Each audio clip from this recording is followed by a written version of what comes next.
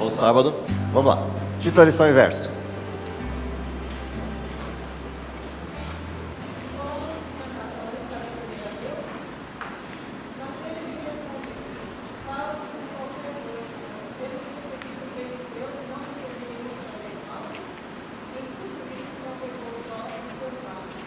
Ok. O texto de Jó, capítulo 2, verso 10, é uma boa forma de vocês aprenderem a como responder a sua esposa quando ela disser alguma coisa fora do padrão. Doida é um bom título, é uma boa forma de responder. Brincadeiras à parte, quais são os objetivos para a lição dessa semana? O que a gente tinha para aprender, para sentir e para praticar a partir do estudo de Jó, capítulo 1 e capítulo 2?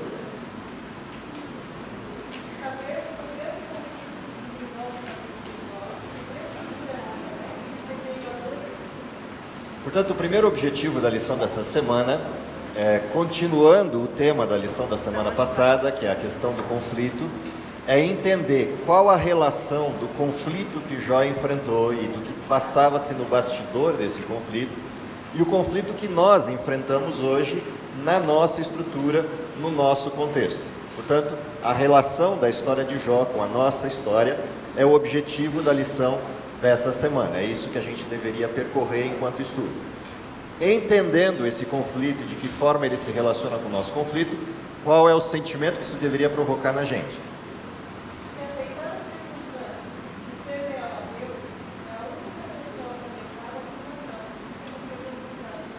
Portanto, o segundo objetivo da lição é um sentimento que a gente podia resumir numa palavrinha chamada resiliência.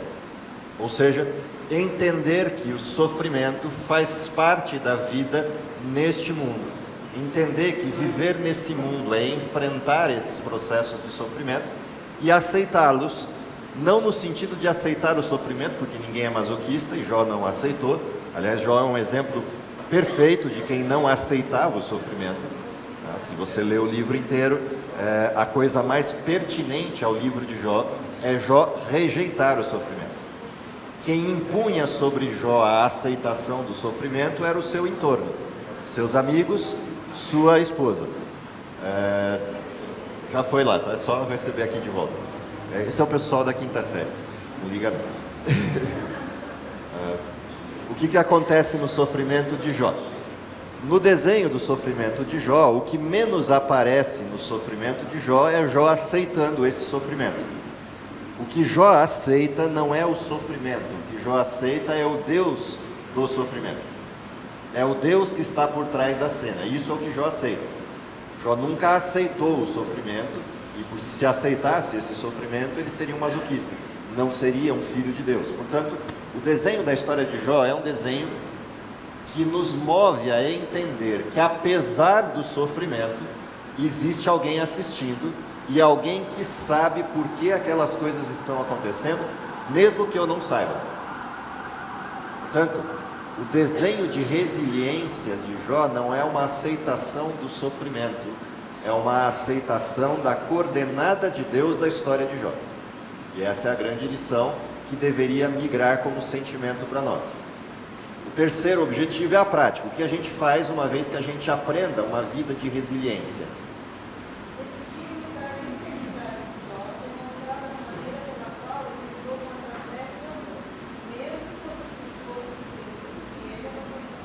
Portanto, há duas questões práticas aí. A primeira questão prática é: o sofrimento deve produzir um grau de integridade que se manifesta nas escolhas que Jó apresentou. Portanto, o aprendizado prático da história de Jó é que a mesma integridade que Jó manifestou no tempo de prosperidade, ele a manifestou no tempo de dificuldade, porque ele conhecia o Deus dele.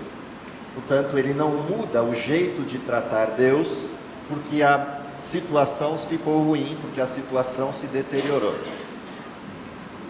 A segunda lição prática é que essa integridade leva Jó a uma possibilidade de conversar com esse Deus de maneira plena. Ou seja, Jó tinha tanto conhecimento a respeito do Deus que ele cria, que ele não tem medo de questionar esse Deus. Portanto, a integridade se manifesta na postura de Jó. Portanto, ele mantém-se fiel, mas ao mesmo tempo mantém o relacionamento transparente que ele sempre teve com Deus. Se tudo estava bem, Jó não tinha nenhum receio de se aproximar de Deus para pedir que Deus intervisse para aqueles que estavam mal, na circunstância daqueles que estavam mal. E no caso de Jó, se você abre o texto de Jó, a primeira coisa interessante da vida de Jó, no texto de Jó capítulo 1, é que Jó tinha uma postura. O que Jó estava fazendo na abertura do livro? Jó estava fazendo o quê? Fazendo holocaustos por quem? Portanto, com Jó estava tudo bem, mas com quem não estava bem? Com os filhos. E portanto Jó estava intercedendo por seus filhos. Com a mesma transparência com que Jó lidava com Deus para intervir na vida dos seus filhos, com a mesma transparência com que Jó virava para Deus e dizia: meus filhos estão pecando e eu preciso que o Senhor me ajude e ajude aos meus filhos para salvá-los. É com essa mesma transparência que quando a página virou e Jó não tem ninguém para interceder a não ser por ele mesmo, porque ele está no pior momento e na pior condição, Jó vai com a mesma transparência para Deus e questiona Deus por que essas coisas estão acontecendo com ele. O problema de Jó não é o sofrimento, o problema de Jó não são as úlceras, o problema de Jó não é ter perdido tudo, o problema de Jó é não ter respostas. O problema de Jó é o silêncio de Deus. Um Deus com quem Jó conviveu durante tanto tempo, agora se calou, no momento em que Jó mais precisa. O problema de Jó não é o sofrimento, o problema de Jó é o isolamento. O problema de Jó é a ausência de resposta do Deus com quem ele convivia. E ele sabe que se Deus não está respondendo é porque tem algo muito importante aí atrás, então ele insiste na pergunta e ele não descansa enquanto a resposta não vem. Esse é Jó. Essa é a grande lição da história de Jó, nesse modelo de integridade e de resiliência que se manifesta na história de Jó. E portanto é disso que eu tenho que extrair elementos para a história do conflito que vivemos hoje, para a história do conflito que viveremos daqui a pouco, se a história do mundo nos levar até lá na velocidade que nós gostaríamos que levasse. Portanto, há algo a ser aprendido dessas duas estruturas, a integridade prática de Jó e a resiliência de Jó, que nos prepara para enfrentar o que vem pela frente no desenrolar do conflito e no fechamento dele. Nas vezes que eu li o Jó, tinha ficado para mim uma impressão que ele não tinha certeza se os filhos estavam pecando, mas vai que estou errado, né? Porque eu tive Na realidade, a impressão que dá pelo texto é de que ele olha para a história dos filhos e sabe que os filhos estão pecando e que os filhos não estão com a mesma sintonia que Jó tem para com Deus. Então ele intercede pelos filhos até que, lembrando que os filhos estão fazendo festa na casa do mais velho, tá? E é exatamente no contexto dessa situação que aparecem as preocupações de Jó. O que rola nessa festa? Quais os motivos que os levam a essa festa e a essa vida aparentemente dissoluta? É esse o desenho. E é nesse contexto que aparece o relacionamento de Jó com Deus prévio ao sofrimento. E é o que mostra que Jó tinha essa transparência, tinha essa forma de agir. Tanto é que o texto não fala que a família de Jó é íntegra. O texto fala que Jó é íntegro. Essa é a referência. Jó mantém a postura. Bom, o que a gente tem para aprender então? Vamos olhar para a história. A historinha é simples, na realidade a gente está vendo o mesmo pedaço da história já por 3 vezes. Tá? A gente viu essa história na abertura da lição, viu na lição da semana passada e está vendo de novo. E para fechar a cereja do bolo, a gente ainda teve a lição passada pelo pastor, então está tudo certo. Fechou o pacote. O que ainda sobrou para a gente olhar? Sendo que a gente passou pelas 3 lições. Eu vou resgatar um pedaço das 2 lições anteriores, até porque a gente não se encontrou, e dela derivar para a lição de hoje. A primeira lição, se vocês prestarem atenção nela, ela é um spoiler, né?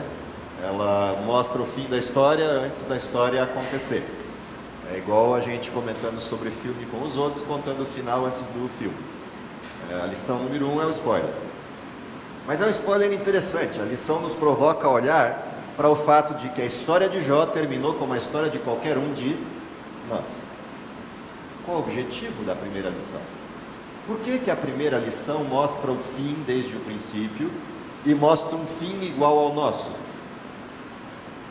O objetivo da primeira lição é entender que mesmo Deus tendo resgatado tudo que Satanás tirou de Jó, o fim de Jó é a sepultura. O fim de Jó iguala todo mundo, o fim de Jó nivela todos. Todos somos iguais, todos vamos para o mesmo lugar se a história não terminar. Ou seja, se Deus não terminar aquilo que Ele prometeu no nosso tempo, nosso fim é igual ao de Jó. Nosso fim é a sepultura. Não importa quantas benesses nos tenham acontecido ao longo da história de uma vida. O fim é igual para todos. O fim nivela todo mundo. Portanto, a lição número 1 é uma provocação para você olhar para a história humana e entender que o intervalo entre o nascimento e a morte só tem um significado. O que isso modificou na minha visão sobre Deus. Não importa se o intervalo entre o nascimento e a morte teve sofrimentos ou alegrias, a única coisa que realmente importa é se esse intervalo produziu um conhecimento adequado de Deus, porque é só o conhecimento adequado de Deus que muda o depois da sepultura. Essa é a lição número 1. A lição número 1 é para olhar o depois de Jó e entender que a expressão "eu sei que o meu Redentor vive" não exige uma resposta plena de como ele vai resolver a conta, mas reside em nós uma certeza plena de que ele vai resolver a conta. O como não importa, a forma não importa, importa o que. E o que é? Deus vai resolver a conta. Portanto, o intervalo não importa, no sentido do que ele pode nos entregar de benesses ou de agruras, de alegrias ou de tristezas. O que importa é o que isso produziu em mim sobre o conhecimento que eu tenho de Deus, do Deus que conduziu a minha história. Essa é a questão.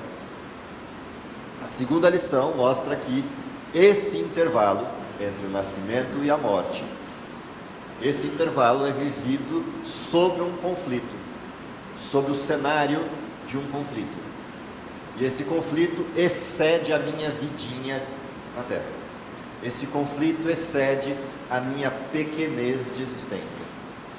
Esse conflito tem algo muito mais amplo do que só eu. Ou seja, esse conflito não tem nada a ver com o meu umbigo, nada a ver com a minha historiazinha pequenininha dentro do conflito. Ele é muito mais amplo do que isso. Esse conflito tem como primeiro alvo Deus e a sua inteireza, a sua integridade. E essa é uma situação primária da história de Jó. É necessário que a gente entenda que a história e os mundos não giram ao redor do nosso. A Terra não é o centro do universo, tampouco nós somos o centro de tudo. Nós somos parte do conflito, mas não o centro dele. O centro do conflito é a pessoa de Deus. E, portanto, a minha parte nessa história é poder contribuir para este centro que é Deus. Eu sou testemunha, eu não sou o centro. Eu sou testemunha desse Deus, não o centro dessa história. Portanto, a noção de conflito que a lição número 2 nos traz é perceber que o cenário, o escopo desse conflito é muito mais amplo do que a nossa historinha. Não que para nós mesmos a nossa historinha não seja importante, mas se ela se tornar mais importante do que a história geral, eu me perco no conflito e começo a adotar uma postura de não resiliência, que é exatamente o desenho da história de Jó.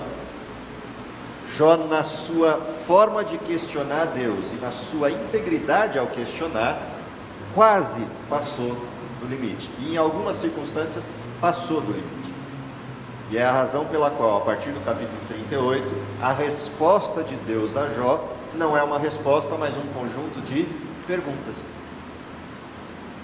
Quem é você para me questionar e onde você estava quando eu fiz as coisas? Quem te deu o direito de querer respostas para algo que você não tem direito? E vem uma lista de perguntas para Jó.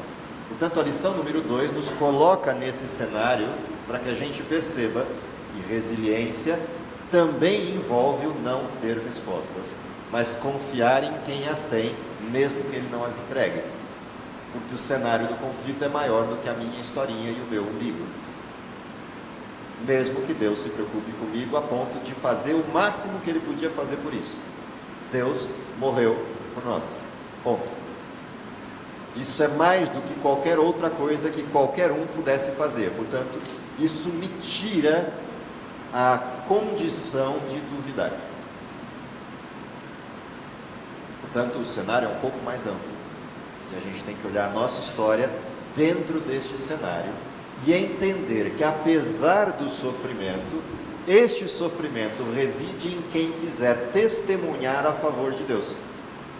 Porque há alguém contra Deus, e toda vez que alguém se colocar como testemunha a favor de Deus, terá que entrar no programa de proteção a testemunhas de Deus. E o programa de proteção a testemunhas de Deus não é agradável, porque eu vou ter que fugir do inimigo, mas saber que continuo no mundo dele, sob risco, sob agruras, sob questionamentos deste inimigo de Deus, que Apocalipse diz que me acusa de dia e de noite, frente a esse mesmo Deus. Portanto, eu não posso esperar que a minha vida seja uma vida de benesses e tranquilidade, surfando na crista da onda. Não é assim que as coisas se comportam. Somos testemunhas de um Deus que vive uma guerra. E, portanto, se nos perfilamos ao lado de Deus, temos um inimigo. Ponto. Simples assim. Até que a guerra seja vencida. A pergunta é de que lado da guerra eu vou querer estar quando a guerra acabar. Esta é a pergunta crucial, e não a guerra. É o lado da guerra que eu quero estar quando ela acabar, isso é o que importa, e não a guerra em si. A guerra em si é uma guerra, não há alegria numa guerra. Há alegria num dia, há tristeza no dia seguinte. Há alegria para alguns que sobrevivem à guerra e há tristeza para os que morrem na batalha. A questão é de que lado da guerra eu estou quando ela terminar. Essa é a pergunta que nos leva à lição dessa semana. Fala aqui, depois aqui. Só... Não aqui. Obrigado. Pastor,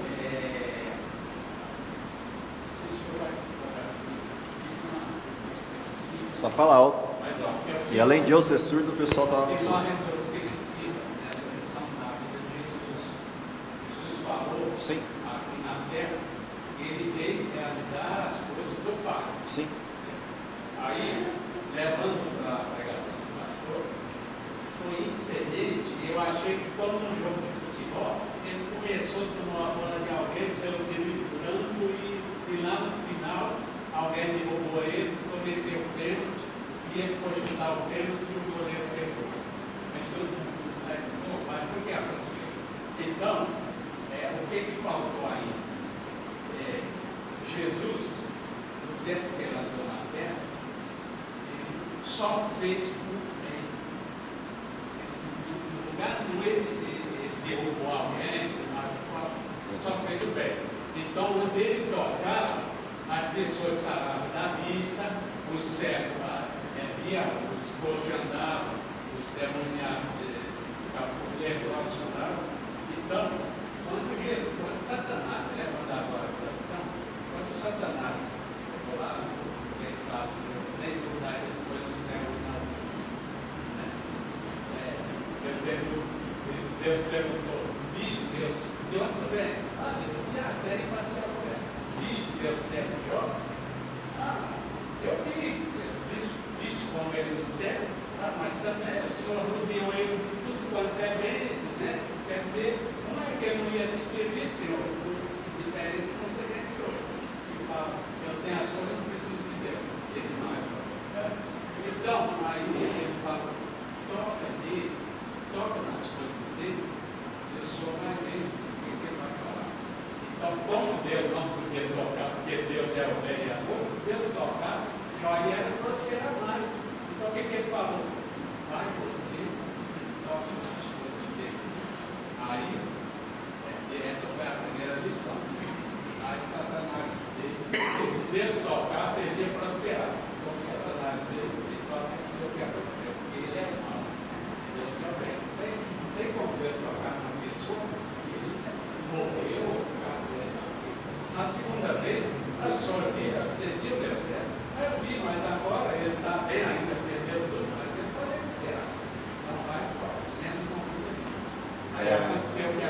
vamos lá. É isso que não está no Ninguém dois lados. Não, tem mais coisa aí que o senhor não está vendo.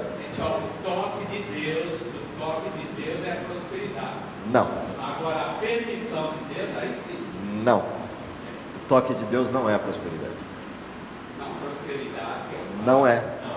Se ele tivesse tocado ali. Vou te lembrar de uma história. Tá? E por que o perigo de a gente entender essa história com esse viés? Tem algo além da história que o senhor não está vendo. Há um conflito maior nessa história que o senhor não está enxergando. Aí você vai enxergar por que essa frase não cabe.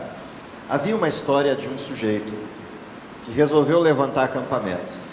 Juntou tudo o que possuía, e possuía coisa pra caramba, acumulada por mais de uma vez e perdida por mais de uma vez, até que ele enche as paciências de perder tantas vezes as mesmas coisas para o mesmo sujeito que ele fala, está na hora de eu ir embora, de juntar minhas tralhas e ir embora. E ele resolve ir embora. Só que ele vai sair de um lugar onde ele tem prosperidade para um lugar de incertezas. No meio do caminho ele passa por um vale chamado Vale de Jaboque. E na hora que ele passa pelo Vale de Jaboque, ele resolve deixar o acampamento aqui e um pouco adiante para orar, para clamar a Deus para que livre ele da angústia que vem pela frente. E curiosamente ele sai de lá manco, com um toque de Deus. Portanto, afirmar que o toque de Deus é prosperidade é, no mínimo, perigoso. Porque o toque de Deus não é nem prosperidade, nem maldade. O toque de Deus é justo. Ponto. Portanto, Deus poderia ter tocado em Jó e provocado Jó ao sofrimento e ter tirado Deus as coisas de Jó, e ainda assim esse toque seria justo. O problema ali é outro. O problema não é provar para Satanás. Deus não tem que se provar para Satanás e nem tem que se provar para ninguém. O problema nunca foi Deus. Não, também não. Ponto. Esquece seu argumento, que se você caminhar nessa direção, o resultado vai ser sempre ruim. E para cada argumento que você levantar, eu vou derrubar com 10 deles. Não. Portanto, o problema não era Deus e não era Satanás. O problema era o livre-arbítrio. Esse é o problema central. Caminhe a análise por aqui, senão você vai correr riscos desnecessários. O problema em questão, e sempre foi este, é um negocinho chamado livre-arbítrio. Livre-arbítrio é construído, em primeira instância, por uma dádiva. Deus entregou para os seres que criou a liberdade plena de escolher entre duas coisas: viver com Deus plenamente perfeito e feliz, ou não existir. Essa é a liberdade que Deus forneceu. Primeira coisa. Para garantir que essa liberdade seja plena, ou seja, existir com Deus ou não existir, e isso não ser chamado de tirania, essa liberdade tem que ser plena mesmo.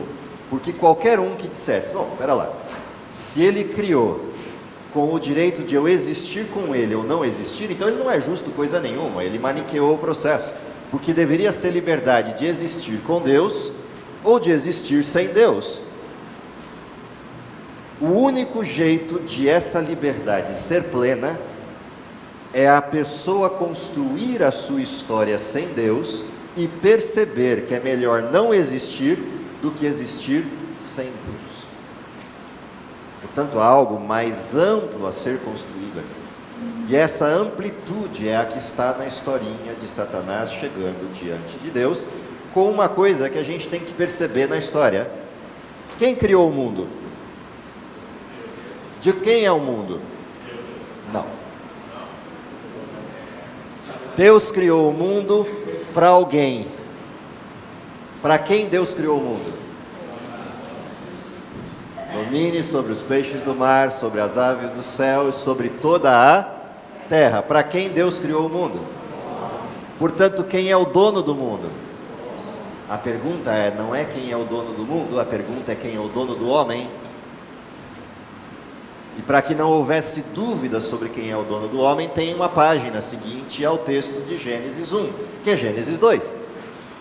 que diz: havendo, pois, Deus terminado no dia 7º toda a obra que fizera, santificou, abençoou e descansou nesse dia.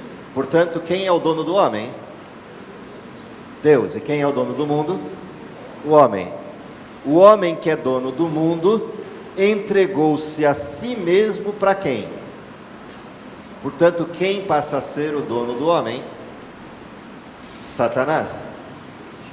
Quem é o dono do mundo? Continua sendo o homem, não é Satanás. Satanás é dono do homem, mas não é dono do mundo.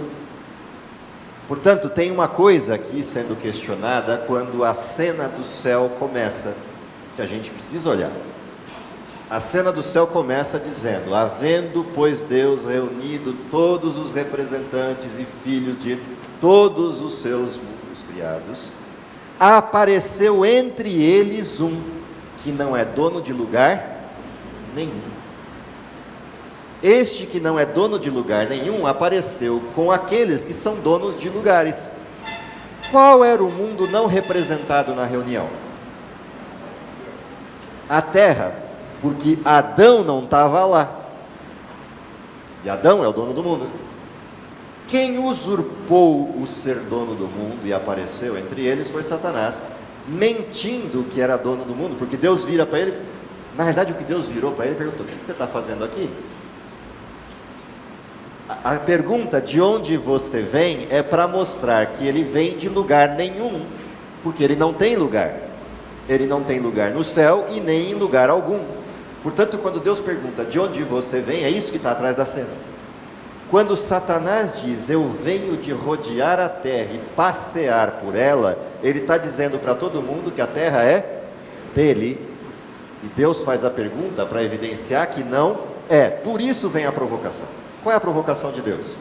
Se a terra é sua, como você diz, você viu nela alguém que não é seu, é meu.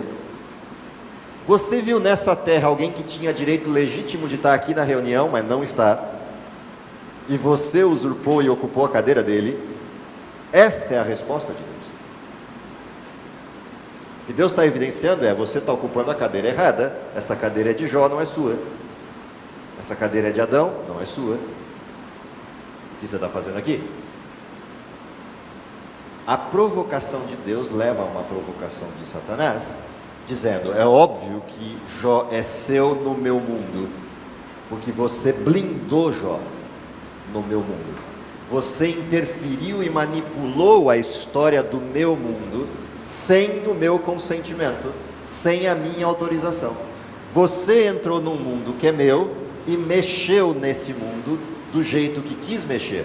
Por isso Jó responde a você: você criou um mundinho dentro do outro mundinho. Essa é a resposta de Satanás para o argumento de Deus de que o mundo não é de Satanás, o mundo é de Jó e de todos os que servem a Deus, para quem Deus deu o mundo. Quando Satanás provoca Deus, o que Deus faz? Já que o mundo é seu, não meu, e que alguém meu está no seu mundo, que você diz que é seu e não meu, então faz com Jó, no seu mundo, o que você acha que tem que ser feito. Há algo mais amplo aí. A questão não é se Deus pode tocar em Jó ou não pode. Deus podia fazer o que quisesse com Jó, porque Jó era filho de Deus, não de Satanás. O problema é outro.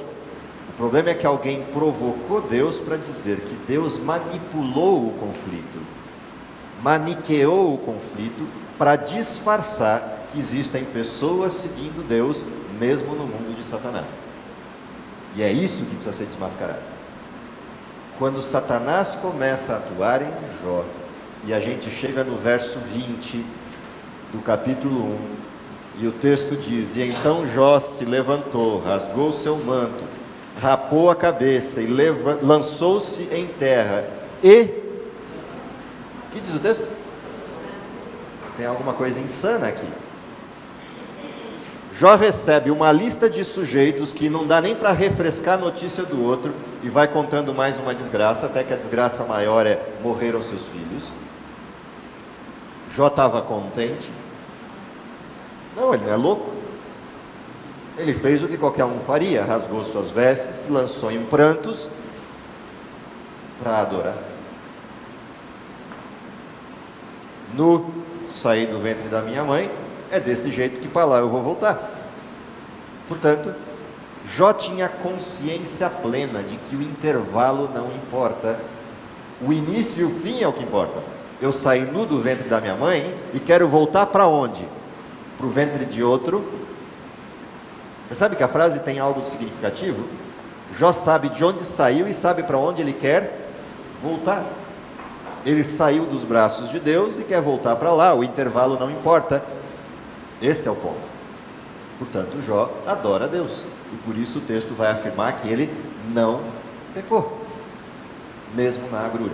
Ou seja, o que Jó está mostrando para o universo é que, a partir da proposta de Satanás, todos os que estavam sentados naquela reunião tiveram um ponto de interrogação: será que nós servimos a Deus porque Deus nos blindou? O que está embutido na acusação de Satanás é o seguinte: é óbvio que ele te serve, o Senhor não fez com ele o que fez comigo. Essa é a questão em Satanás. Satanás perdeu o céu, perdeu os anjos, perdeu o poder, perdeu a devoção dos que lhe serviam, perdeu terreno, perdeu tudo. Quem é o Jó da história? É Satanás, não é Jó.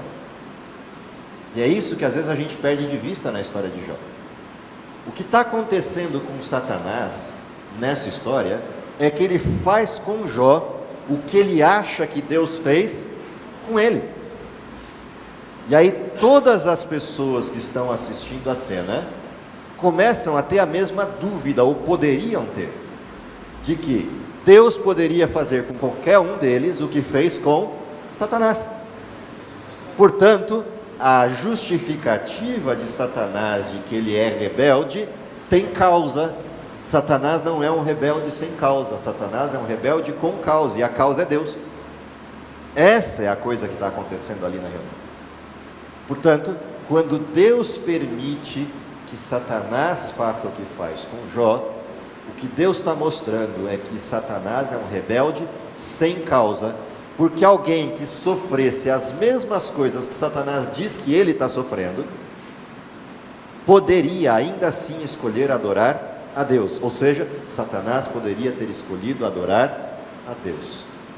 É isso que Deus está mostrando. A questão é muito mais ampla do que o conflitinho do sofrimento de Jó. Não que seja pequeno, porque foi grande pra caramba, mas no sentido de que há algo muito mais importante em cena. Deus é legítimo, digno de adoração ou não? Essa é a pergunta. Quando as pessoas assistem o que está acontecendo com Jó e vem aquela desgraça toda, qual é a conexão da cena? A conexão da cena é: Satanás sofreu, Jó sofreu, vamos ver o resultado. Qual é o resultado em Jó? Jó adorou.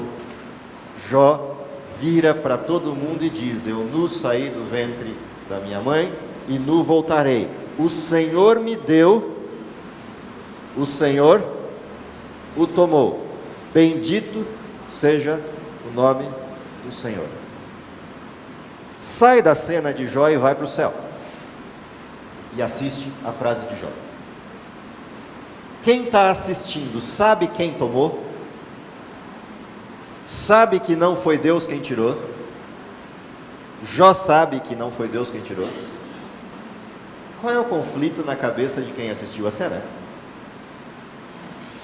Satanás tirou, Jó está dizendo que foi Deus que tirou, e apesar de dizer que foi Deus que tirou, qual é a resposta de Jó? Bendito seja o nome do Senhor. O que se resolve na mente daquelas pessoas que estão assistindo a cena? Se resolve a questão maior. O problema de Satanás não era demonstrar seu sofrimento, era culpar a Deus. E ele conseguiu, porque Jó culpou Deus.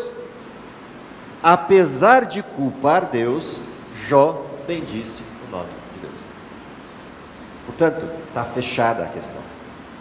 Em estando fechada a questão, qual é a atitude de quem está no céu? Assistindo a cena e vendo que Jó está confuso. Sabe qual é a atitude de quem está lá? Começa a incomodar Deus e fala, vai responder para ele. Jó está compreendendo errado. Se Jó continuar compreendendo errado, ele vai passar pelo mesmo que Adão e Eva passaram, ele vai ser enganado por Satanás. Vai lá, Deus, explica. E Deus olha para ele e fala,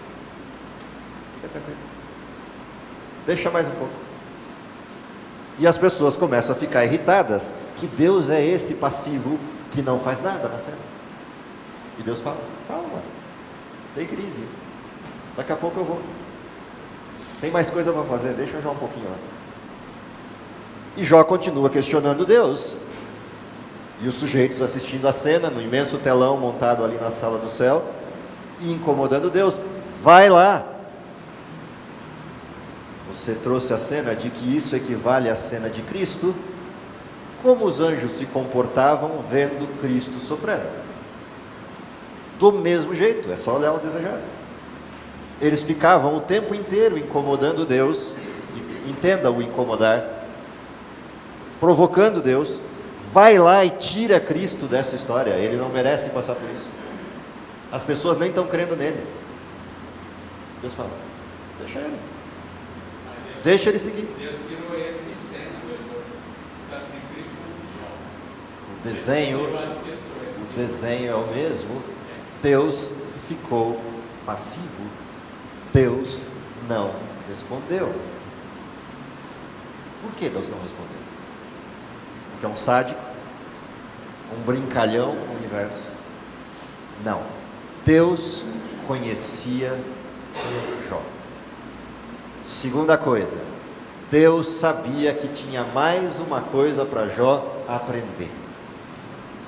Apesar de Jó ser íntegro, justo e temente a Deus, Jó não sabia tudo. Jó não conhecia o cenário. Jó não conhecia a amplitude do cenário. Por isso Jó culpou a Deus. E ele não culpou a Deus por achar que Deus é mau, ele culpou a Deus por achar que Deus é quem faz todas essas coisas. E isso poderia levar Jó a pecar. Jó precisava aprender que existe um cenário de conflito maior do que qualquer outra coisa, e portanto qualquer escolha que Deus faça sempre terá como escopo esse conflito. E portanto, mesmo que pareça uma escolha insana num primeiro momento, ao olhar o cenário inteiro, a escolha é a única que qualquer um de nós tomaria se estivesse sentado na mesma cadeira que Deus está. Portanto, o que Jó precisava entender é a dimensão das frases que ele usava. Jó não tinha essa compreensão.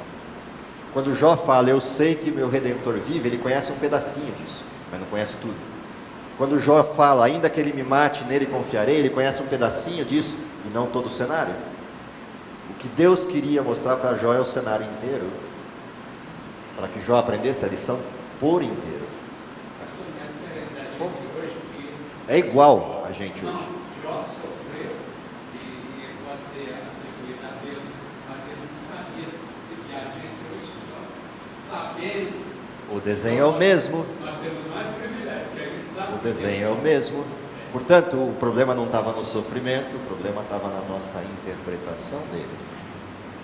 Portanto, o que quer dizer essa historinha de eu perceber a relação do conflito de Jó com o meu e perceber a necessidade de resiliência que eu tenho para o mundo de hoje, que é a lição prática dessa semana? Qual é o nosso papel no conflito? Temos algum? Qual é o nosso papel no conflito? Ser testemunhas. Esse é o nosso papel. Nós só estamos para isso. Ser testemunhas. Do quê? Do amor de Deus. Ponto. O que acontece com uma testemunha no conflito? Ela é olhada pelo acusador de que jeito? Por que existem no mundo de hoje programas de proteção a testemunhas? Porque aquele que é o verdadeiro culpado não quer ser identificado como culpado. Portanto, quem assumir ser testemunha, assumiu postura frente a esse inimigo. Segunda semelhança do conflito. Qual é a consequência de viver num mundo dessa forma? Entender que a cada esquina tem alguém à espreita para nos derrubar e nos tirar a possibilidade e a legitimidade de ser testemunha. Portanto, por que Satanás nos leva a pecar? Quando eu não consigo tirar a qualificação do testemunho, eu preciso desqualificar quem? A testemunha. Quando o testemunho é verdadeiro e eu não consigo modificar isso, dá para modificar o fato de que Jesus morreu por nós? Não. Então o que eu faço? Eu desqualifico a testemunha. Portanto, somos levados a pecar, porque isso nos desqualifica como testemunhas desse Deus. Qual é o nosso papel? Viver uma vida digna do testemunho que devemos ter, que dizemos ter. O que mais tem a ver da história de Jó com o nosso tempo? Lembram do texto de Romanos, capítulo 5, versos de 1 a 5? O que diz lá? Justificados, pois, o que diz? Justificados, pois, mediante a fé temos paz com Deus. Se temos paz com Deus, com quem não temos paz? É óbvia a resposta. Se temos paz com Deus, não temos paz com Satanás. Bom, o resultado de ter paz com Deus qual é? O que diz o texto? Temos paz com Deus por meio de quem? Do nosso Senhor Jesus Cristo. Por intermédio de quem obtivemos igualmente acesso, pelo quê? Pela fé, a esta graça. Qual graça? Ser justificado e ter paz com Deus, na qual estamos firmes, tanto na justificação quanto na paz com Deus. Firmes para quê? Gloriarmos-nos na esperança da glória de Deus. Portanto, quando é que eu devo receber recompensa? Na glória. Até lá, o que está prometido? Justificação e paz com Deus. Isso é o que está prometido. Mas não está prometido o quê? Glória. Aí o que diz o texto na sequência? E não somente isto, mas também nos gloriamos no intervalo.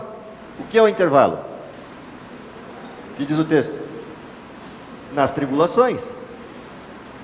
Sabendo que a tribulação produz o quê? Perseverança. A perseverança produz o quê? Experiência.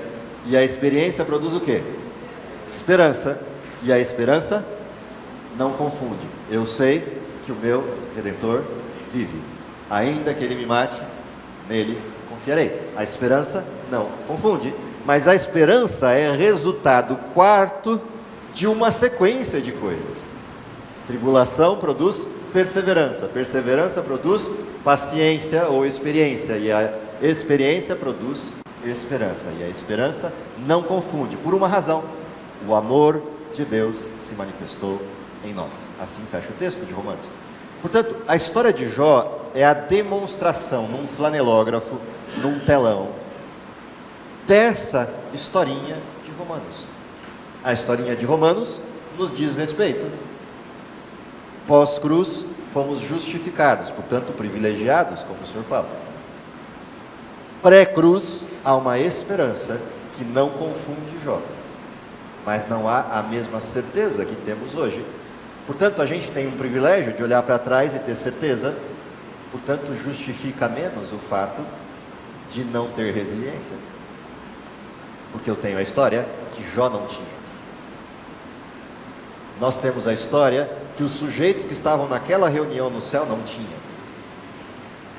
Portanto, a gente tem um privilégio, de fato.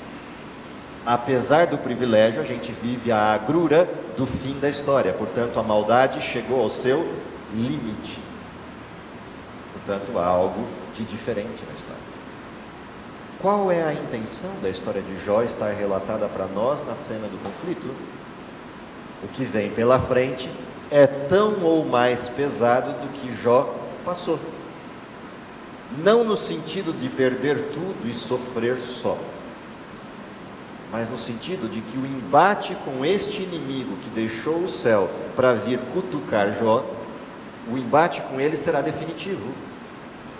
O fim da história não é um embate circunstancial, como foi o de Jó, mas é um embate definitivo, pois não vão ser só 4 amigos e uma mulher que vão vir conversar conosco, mas o mundo inteiro se interporá àqueles que tiverem a verdade, como inimigos desta verdade. Portanto, a resiliência que se manifestou em Jó, junto com sua integridade e justeza, devem estar presentes no caráter daqueles que vivem o conflito no final, porque eu vou ter que enfrentar o mundo inteiro dizendo que eu estou errado. Todo mundo apontando para uma direção e eu dizendo que é para outra, como Jó disse. E mais, vou ter que chamar a Babilônia de doida, como Jó chamou sua esposa. Ou a gente acha que é diferente?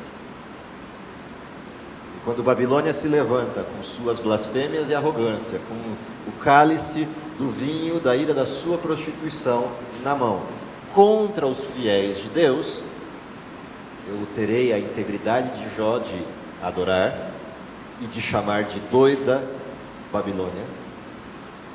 Essa é a questão que envolve o conflito, porque a pressão é muito maior. Guardadas as proporções do sofrimento pessoal de Jó, a questão é muito maior. Portanto, a provocação da lição dessa semana, para a gente olhar para a resposta que Jó deu, é uma provocação de preparo.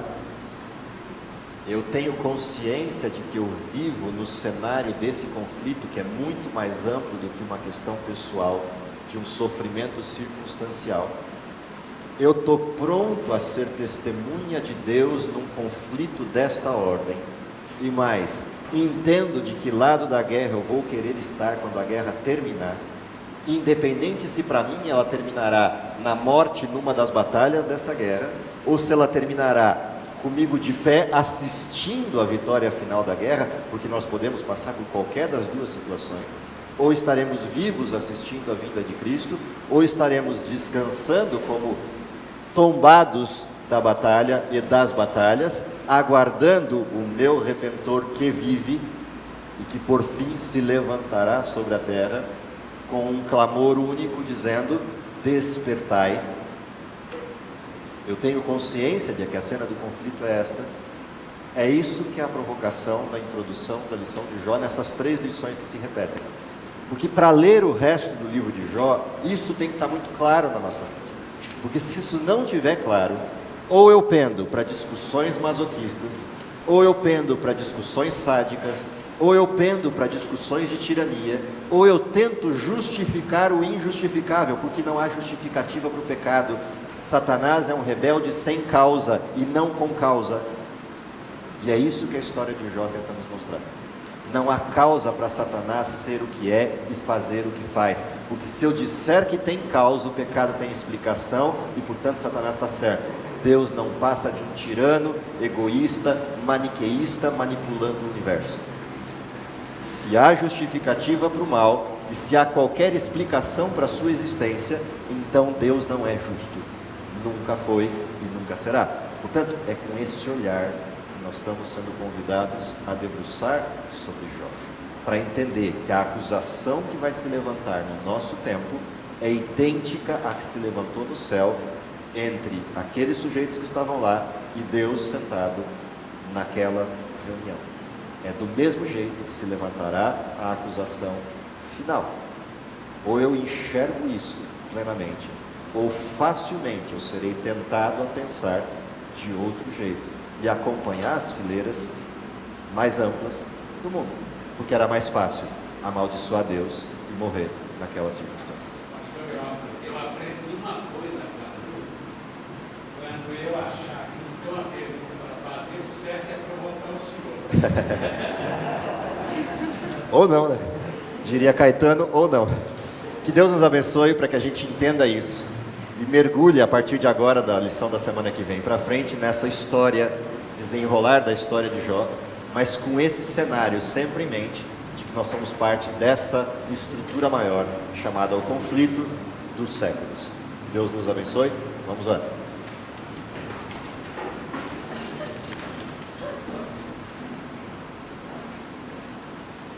Querido Pai que está nos céus, te agradecemos, em primeiro lugar, pelo dom da vida.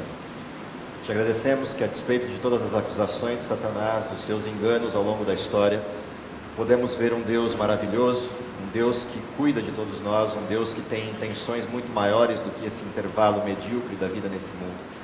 Mas acima de tudo, um Deus que não rejeitou entregar seu próprio Filho, que morresse por nós, nos abrindo a possibilidade de termos paz, paz que excede todo entendimento. Dá-nos força, dá-nos proteção, dá-nos o preparo necessário para enfrentarmos os dias que ainda se avizinham, para que possamos estar de pé ao teu lado no fim dessa batalha complexa, dessa batalha dificultosa, mas dessa batalha que já tem um vitorioso, aquele que morreu na cruz e ressuscitou. Que possamos, a partir dessa certeza, dessa visualização da história da cruz, termos a expectativa, a esperança que não confunde e aguardarmos a sua manifestação em glória e majestade. É o que lhe pedimos por Jesus. Amém.